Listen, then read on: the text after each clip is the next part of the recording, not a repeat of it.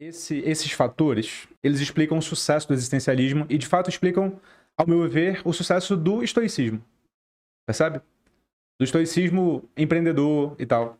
Não se enganem, tá? Você precisa de questões existenciais. Você precisa de significado.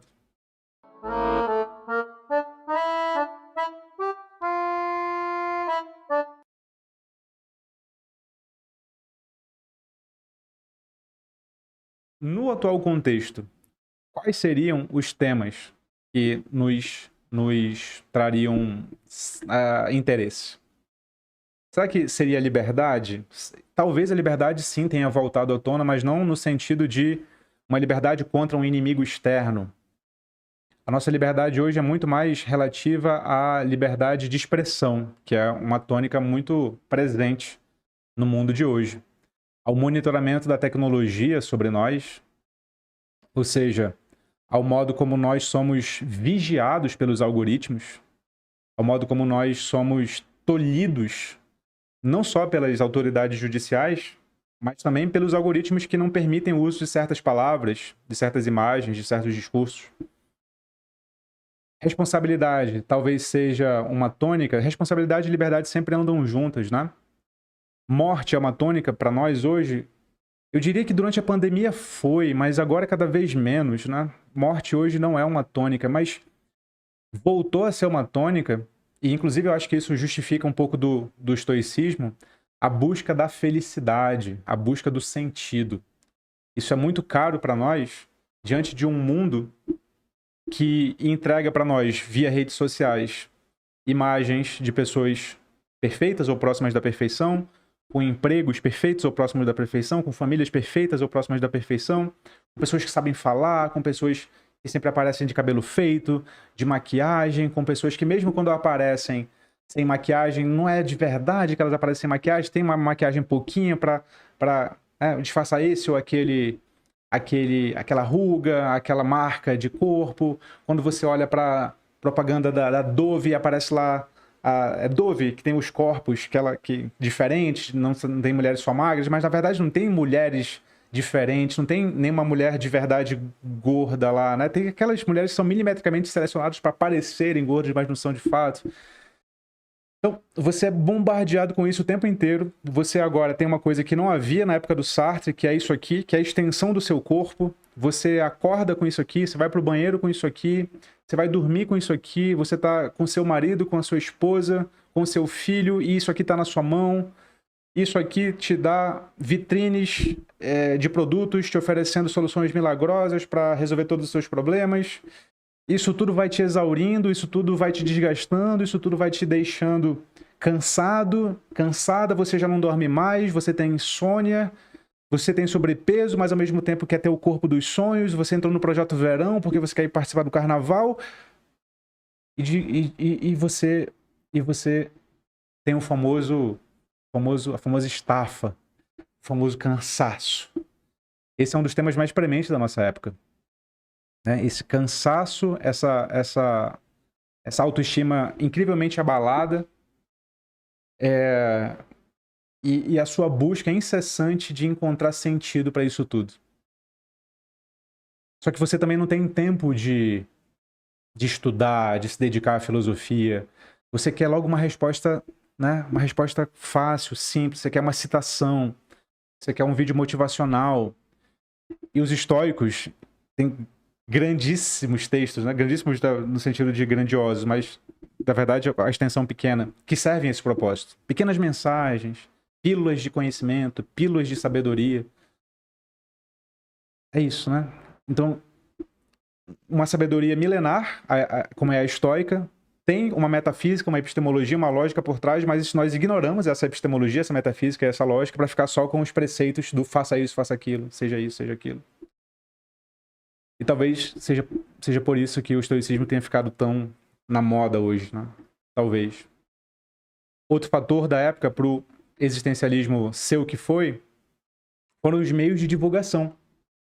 Na época, os livros de literatura, e não só de filosofia, serviram muito para chegar nas pessoas. Assim. Ou seja, o Sartre escrevia teatro, as pessoas iam ao teatro naquela época. O Sartre escrevia romance, as pessoas liam romance naquela época. o Camus, idem, o Gabriel Marcel, idem, a Simone de Beauvoir, idem. Muitos deles escreviam literatura, ou seja, um modo de escrever, uma mídia que chega a um público que não está preparado para ir nos textos áridos de filosofia. Isso serve para divulgar. E como é que é hoje? Como é que o estoicismo é divulgado hoje? O estoicismo é divulgado aqui. Aqui. Nesse nosso campo aqui, virtual. No Reels, um vídeo de até 1 minuto, com citaçõezinhas pontuais. Esse mecanismo aqui de divulgação é um mecanismo de divulgação sem precedente na história.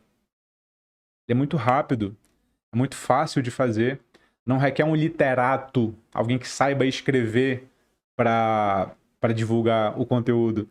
Requer só alguém que saiba decorar meia dúzia de palavras, dizer na rede social e passar por inteligente. Então, o existencialismo voltou à voga também porque é muito fácil propagá-lo. Muito fácil, muito fácil, muito fácil. Assim como era o existencialismo no século XX. E outro fator é a ênfase temática. Existência e ética em vez de... Vocês sabem que tem uma aula aqui, Filosofia, o que é e para que serve. Está lá no curso de Introdução Geral à Filosofia, é a aula 01, você pode assistir depois. Mas, em suma, é o seguinte. Eu divido a filosofia em metafísica, epistemologia, ética e existência, tá? Tem 4 palavras-chave. Realidade, conhecimento, valor e singularidade. Metafísica estuda a realidade em seus aspectos mais fundamentais. Epistemologia estuda como conhecemos a realidade. Ética estuda como nos comportarmos, como avaliar bem e mal. E a existência estuda... Tá, sabendo de tudo isso. E agora? Qual que é o sentido? Não o sentido para o ser humano, o sentido para mim, enquanto singular, nem universal, nem particular, nem brasileiro, nem ser humano. Vitor, e aí? A metade de ética e existência liga para a ação humana. A metade de epistemologia e metafísica lida para contemplação. Contemplação. É muito mais acessível para pessoas que não são aficionadas por filosofia, mas que ainda assim têm inquietações filosóficas, porque todo ser humano tem. É muito mais acessível acessar a parte da ação, ou seja, ética e existência. Não é à toa que os debates éticos são os mais famosos. Aborta ou não aborta? Casa ou não casa? Pessoas do mesmo sexo? Entende? É errado ou não é? Problema do bonde de governado, sobre o qual falávamos na aula passada. Problemas éticos, problemas de bem e mal, de justo e injusto, virtuoso ou vicioso. Problemas existenciais também. Ainda mais na nossa época, né? Em que há uma epidemia, não sei se a palavra certa é epidemia, mas há um estouro de doenças mentais, de vidas que claramente não são bem vividas e que são alimentadas por mentiras na internet, por respostas fáceis e tal. Quando nós abordamos esses temas, tem um estouro. Quais são os canais de filosofia? Vamos lá. Vamos ver se vocês conhecem outros canais de filosofia para além do INEF. Quais são os canais de filosofia que mais têm sucesso? É o INEF? Ou é aqueles que falam única e exclusivamente sobre ética e existência? Sobre comportamento, sobre questões, entende? Esses canais têm mais audiência porque eles falam sobre um tema que é aceso, tá queimando, tá crepitando no coração das pessoas. Isso é autoajuda? Não necessariamente. Não necessariamente. Pode ser feito com qualidade também. A autoajuda simplifica uma questão que na verdade é humana. Que na verdade está no seu coração, está no meu. É esse anseio por sentido, é esse anseio por levar uma vida bem vivida.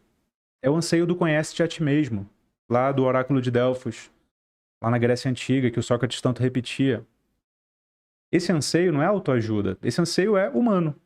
Nós, seres humanos, somos seres, segundo Heidegger, que interpretamos Lembra disso? O Dasein, estando no mundo, se relaciona no mundo, com o mundo, interpretando-o. Sendo seres que interpretam o mundo, nós somos seres que dão sentido às coisas. Portanto, a nossa existência, sem atribuir sentido, é miserável. Porque isso faz parte da nossa natureza. É nosso dar sentido às coisas, né? É nosso. Não basta que nós enxerguemos as coisas. Nós queremos também a elas atribuir sentido. Esses fatores, eles explicam o sucesso do existencialismo e, de fato, explicam, ao meu ver, o sucesso do estoicismo. Percebe? Do estoicismo empreendedor e tal. Não se enganem, tá? Você precisa de questões existenciais. Você precisa de significado.